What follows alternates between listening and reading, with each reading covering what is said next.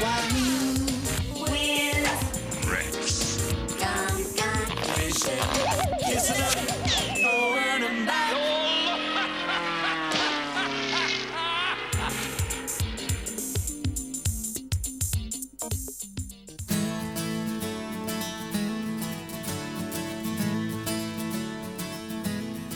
Well, folks, today we're on part of the Tweed River system here on the border of New South Wales and Queensland with Gary Prerost. A few of you might remember we did a show here with Gary a while back, and he was the man that got us out of the proverbial when the weather actually did a job on us.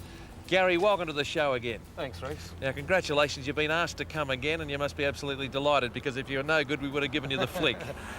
No, I appreciate it, Rex. Well, we appreciate it too, and we're after garfish today, and you might like to explain the habits of the river garfish of this area. Yep, sure. Rex, we're fishing... G'day, mate. Thanks a lot.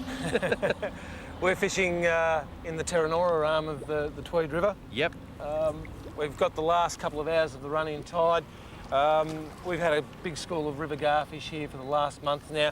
We've got a good burley trail going, and we're fishing with a bit of prawn. You get a touch there, Rex? Yeah, I did, and I used an old trick I used as a kid down on the Mentone Pier.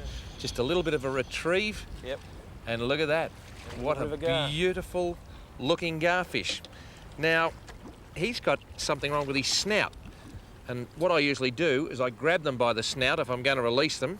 And these are fantastic to eat, fellas and girls and kids.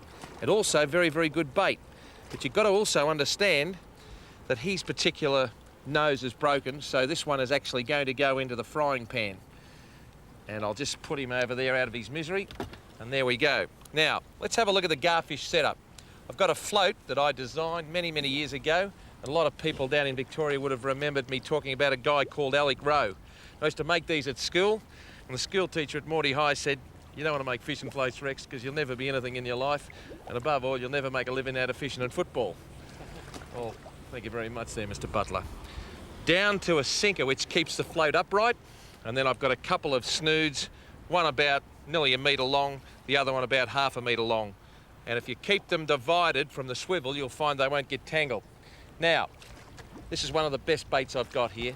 This is a river prawn, available at any bait shop up and down the coast. You buy them frozen, and I cut them up in tiny little pieces. Now, a lot of you who actually have caught the garfish know that their mouth is above their snout. But what I do is I like to use a long shank number 12 hook and put the tiniest piece of bait on. I'll just show you again. A tiny little piece of bait about the size of a pea. And that is the essence. Know the fish you're going after. Know their characteristics. They're mid-water or surface feeders, so you have a float, you keep the burley going, and you feed them little pieces of prawn. Sandworm is very, very good. Just a little piece of dry bread at a time is very, very good. And you can adjust your float to their depth, and then you can start thinking about a nice fish like I just put in the corner over there.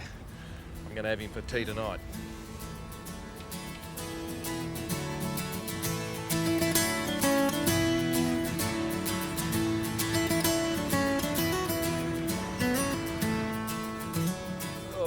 Gary, that's the world's biggest garfish. I think it's a brim, Rex. You often get that, do you? Oh, well, he's coming up into the burley trail, I'd say.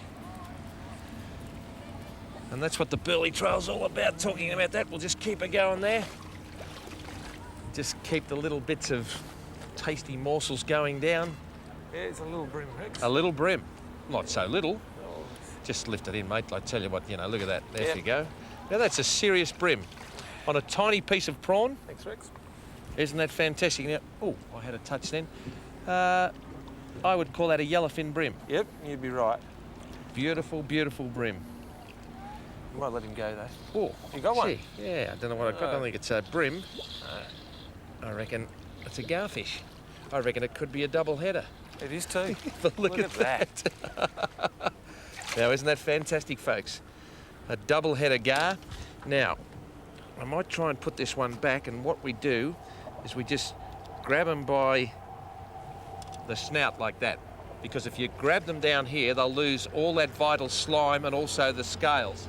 So that's the way you hold a garfish. The old little red knobby on the end there, a bit of a peck, and he can go back, and I'll just do it for you again. And that's why I use the long shank hooks, so that they can give you something to grab hold of when you want to release them.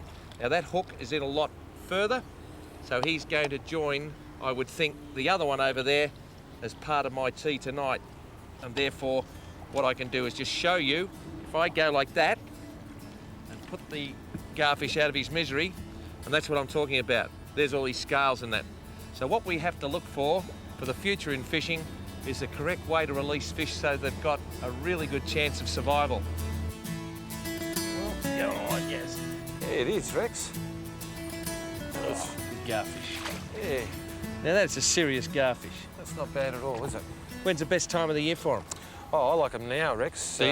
Yeah, and the early winter, and it's the river's nice and quiet, and A great bread and butter fish, Oh. a good starting point for a kid, isn't it? yeah, they're pretty little fish though, aren't They they? are pretty little fish. What I used to do, folks, fish on the Mentone Pier in the year of the last Melbourne Olympics in 1956. I had hair and no roof over the tool shed. And I used to sort of slowly just watch all of these older anglers, and one thing common is when they allowed their float and rig to go out with the drift, they slowly brought it back against the current with a slow retrieve. And I reckon if there's anything that will knock off an interested predator like the garfish on a little bit of prawn or a little bit of sandworm, it's certainly a Oh, garfish. Oh, Look at that. And they're fighting furies, aren't they? If they ever got 160 kilo, I tell you what, it'd be like a junior marlin. And I tell you what, that is a different species to what we've been getting. That is a river garfish. He's more of a barrel in himself. He's still got the red snout. The last couple I've seen have been genuine sea garfish. Bushy gets them down at Maribia, the big red knob on the end of their nose. But these are the genuine river garfish. And I don't want to hurt you, mate, because I'd like you to swim again for me in front of the camera. We'll probably see you next year somewhere in the wonderful world of fishing. There it are, beautiful little garfish. And off you go. And there he goes.